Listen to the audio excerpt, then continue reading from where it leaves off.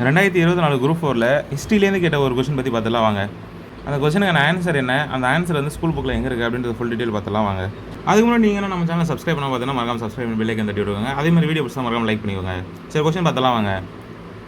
அசோகர் கல்வெட்டில் குறிப்பிடப்படும் சத்தியபுத்திரர் யாருன்னு சொல்லி கேட்டிருக்காங்க. சரிங்களா, கீழே ஆப்ஷன்லாம் கொடுத்துருக்காங்க. இது 11th ஹிஸ்ட்ரியில் தென்னிந்தியாவில் சமுதாய உருவாக்கம் அப்படின்ற லெசனில் பார்த்தீங்கன்னா பேஜ் நம்பர் 75 இந்த இடத்துல கொடுத்துருக்காங்க பாருங்கள்.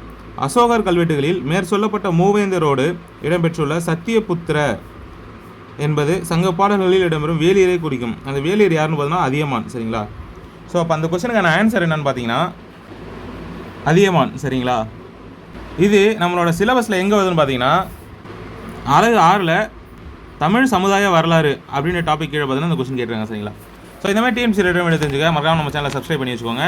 வீடியோ பிடிச்சா மறக்காம லைக் பண்ணிங்க.